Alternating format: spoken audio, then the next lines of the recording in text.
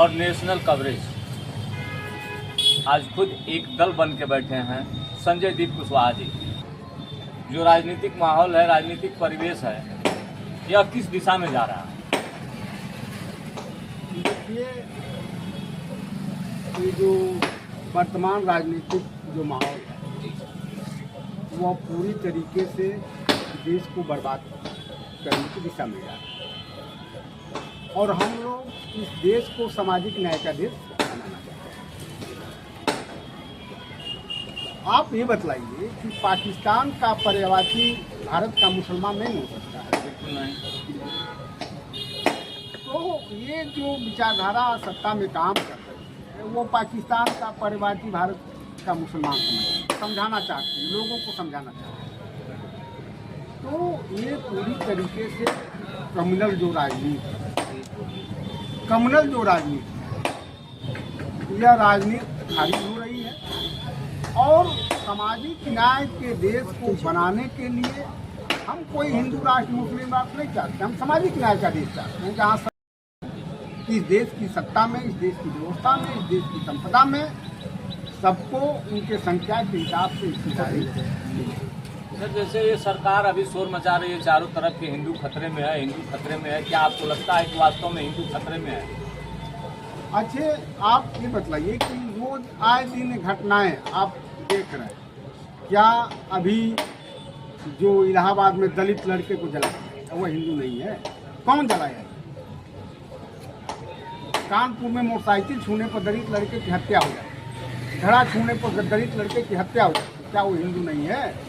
अभी नेहा सिंह राठौर और लखनऊ विश्वविद्यालय की प्रोफेसर ने सवाल खड़ा कर दिया, तो वो हिंदू नहीं है? तो कोई हिंदू खतरे में नहीं है, कोई मुसलमान खतरे में नहीं है, इस देश का संविधान खतरे में है, इस देश की जो बहुरंगी संस्कृति है वो खतरे में डाली जा रही है। क्या एक सामाजिक सोच का इंसान, सामाजिक विचारधाराओं पे चलने वाला इंसान यदि सरकार पे सवाल खड़ा करता है तो उस पर देशद्रोह का मुकदमा दायर किया जाता है? ये देखिए, ये तो तानाशाही है, पूरी तरीके से तानाशाही है। देश आज के दौर में ऐसा लगता है कि संविधान से नहीं चलता, बुलडोजर राज। कहीं हमारे कानून के किताब में नहीं लिखा है कि जब आप इच्छा करें जो आपसे असहमत हो उसके ऊपर एफआईआर दर्ज करा दीजिए। विचारधाराएं असहमत पक्ष और विपक्ष होता है और सरकार का काम होता है कि असहमति को भी सुने। ये सरकार को पूरी तरीके से तानाशाह के तरीके, हम किसी दूसरे की बात नहीं सुनना चाहते, अपनी बातों को थोपना चाहते। जैसा सरकार सोच रही है, चाह रही कि पूरे देश की जनता वैसा ही सोचे, जो मैं कह रहा हूँ वही सत्य है।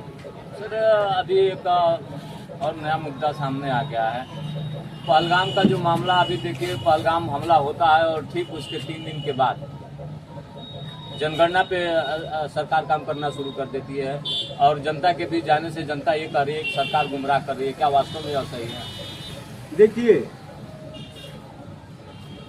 जो कम्युनल राजनीति थी, हिंदू मुस्लिम की जो राजनीति, उसकी धार कूद रही और यह बात जैसे लोग कहते हैं ना कि हिंदू राष्ट्र के नाम पर सरकारें बन गई, ऐसा नहीं है।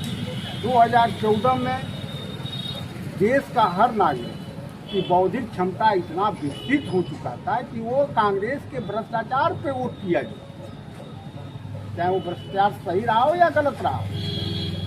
तो वो 2G स्पेक्ट्रम घोटाला, कोलगेट घोटाला, तो ये तमाम सवालों पर वोट कर रहा है।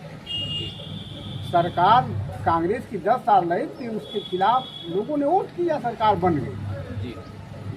तो कोई हिंदू मुस्लिम के सवाल पर सरकार नहीं बनी। 19 का जो सरकार बना वह सरकार भी केवल जो सैनिक मार दिए गए उसके भावनाओं में आकर लोगों ने उठ कर, ठीक है, सरकार बना दी गई। सरकार 2014 से 2000 अब तक बीजेपी की सरकार चल रही है। मैंने आपसे एक सवाल किया था जातीय जनगणना पे, क्या जातीय जनगणना होनी चाहिए?